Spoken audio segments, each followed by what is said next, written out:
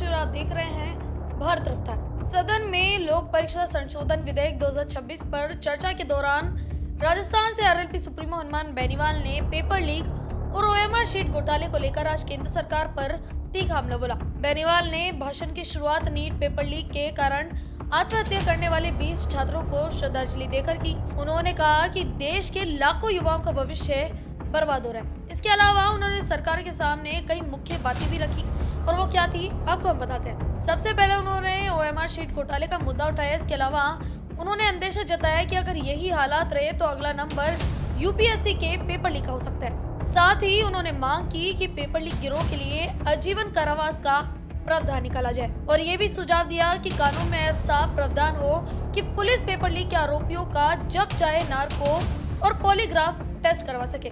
सदन में अपनी बात रखते हुए आरएलपी सुप्रीमो हनुमान बेनीवाल ने और क्या कुछ कहा आप भी सुनिए। मेरा आग्रह हनुमान जी सर आपसे सुनिए मेरी बात। रात को 12-12 बजे तक हम बैठ के और आपका कोरम पूरा करते हैं और आप 3 मिनट 5 मिनट 8 मिनट आपके लिए बोलिए। और जो लोग इस आंदोलन से सीधे जुड़े हुए हैं, जो जंतर मंत्र भी गए, खाली रील बनाने के लिए नहीं आया था हम इसके अंदर, जंतर मंत्र पे थे, यहाँ पे थे, वहां पे थे, सब जगह तमाम जगह लड़ाई लड़ी। तो आपको कम से कम जो नौजवान नेता सड़क से लेकर सदन तक लड़ता है उसको टाइम देना चाहिए। आपसे हम उम्मीद करते हैं कि आप एक दिन के मुख्यमंत्री रहे थे, तब आपने अच्छी व्यवस्था कराई उत्तर प्रदेश में। सर वो मूवी आई थी ना, नायक मूवी, अरे आप नायक मूवी जो आप पे बनी थी। हाँ सर आप बोले तो आप चालू करना है साहब, आप पहले डिस्टर्ब कर देते। सबसे पहले मैं धन्यवाद दूंगा आपको सर। ये लोक परीक्षा संशोधन विधेयक 2026 की जो चर्चा हो रही है, पूरा देश स्तब्ध था जब नीट का पेपर दूसरी साल लगातार लीक हुआ। और मैं सबसे पहले मेरे उन 20 छोटे भाइयों को बहनों को श्रद्धांजलि अर्पित करूंगा जिन्होंने नीट पेपर लीक की वजह से आत्महत्या की। इस सिस्टम को ठीक करने के लिए हम सबकी जवाबदेही है, लेकिन इन बच्चों ने अपने आप जंतर मंतर पे बिना किसी पार्टी के झंडे के, बिना किसी नेताओं का आशीर्वाद के एक हिंदुस्तान को बदलने का प्रयास किया।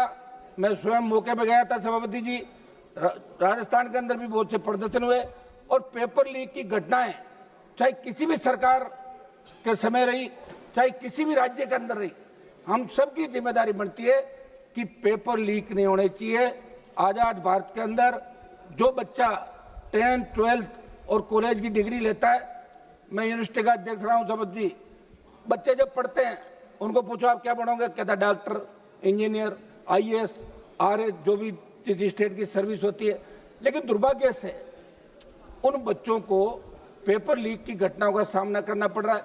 मैं उस प्रांत से आता हूं जहां सबसे ज्यादा पेपर लीक की घटनाएं राजस्थान के अंदर हो रही है, चाहे कांग्रेस की सरकार रही, उससे पहले चाहे बीजेपी की सरकार रही और अब चाहे सरकार रही।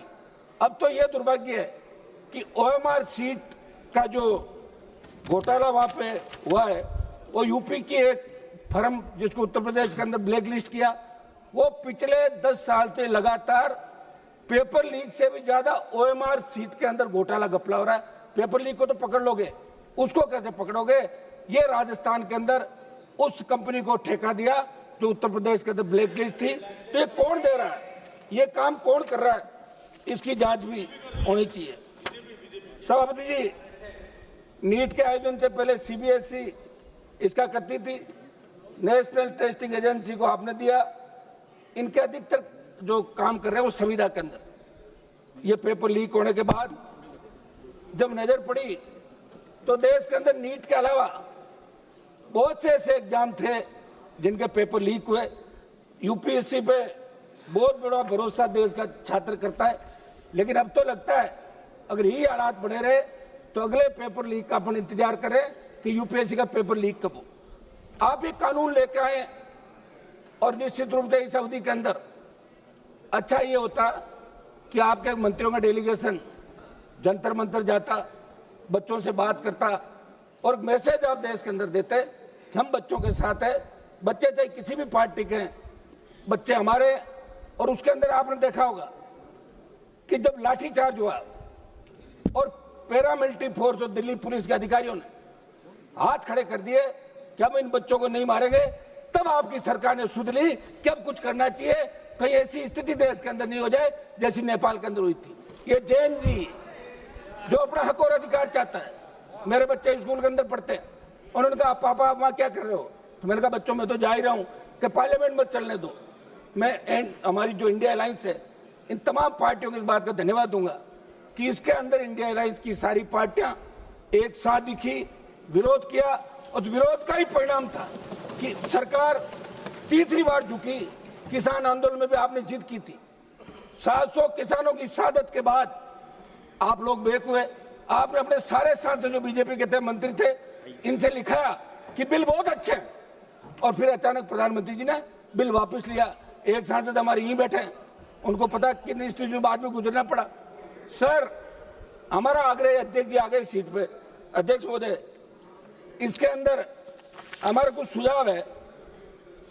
ये सुझाव हम देना चाहेंगे। अध्यक्ष महोदय, आप ये जो बिल लेके आए, अपराध संगठन गिरोह द्वारा या 2000 अधिक लोक परीक्षाओं को प्रभावित करने के उद्देश्य से किया गया, इसमें आजीवन कारावास का प्रावधान किया जाए। तो एक मिनट, दो सिद्ध व्यक्ति आजीवन किसी भी लोक परीक्षा, सरकारी भर्ती, सरकारी सेवा, सार्वजनिक उपभोक्ता, सरकारी सुविधा में भाग लेने के अयोग्य, अन्वेषण की संपूर्ण कार्रवाई को डिजिटल वीडियो रिकॉर्डिंग की जाए तथा उसकी निगरानी संबंधित उच्च न्यायालय द्वारा नामित न्यायाधीश से करवाने का प्रावधान इसके अंदर रखा जाए। अध्यक्ष महोदय, एक हमारा आग्रह है कि पहले भी पेपर लीक के आरोपी जो पकड़े जाते थे उनको सजा का प्रावधान था। अब आपने इसमें सजा बढ़ाई, जुर्माना बढ़ाया, लेकिन जो पेपर लीक गिरोह है उसके लिए 10 करोड़ 1 करोड़ रुपए देना बड़ी बात नहीं है।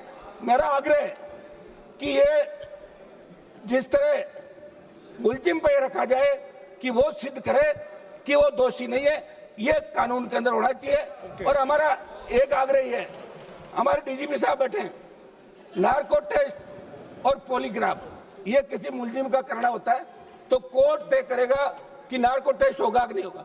आप कानून ही बना दो ना कि पेपर लीक के अंदर अगर पकड़ा जाएगा उसका नार्को पॉलीग्राफ पुलिस जब चाहे करवा सकती है। ये हम सुझाव इसके अंदर दे रहे, क्योंकि सर हमने वो स्थिति खुद देखी, जंतर मंतर पे गए, ये परिस्थितियां देखी है सर। और राजस्थान वो प्रांत जहाँ सबसे ज्यादा पेपर लीक हो रहा है। अध्यक्ष जी, आप भी वहां से आते हैं तो सुध रहे हैं राजस्थान की और पूरे देश की। मेरा आग्रह है कि हम इसमें पॉलिटिकल माइलेज के लिए नहीं घूम रहे। हमने कई लोगों को देखा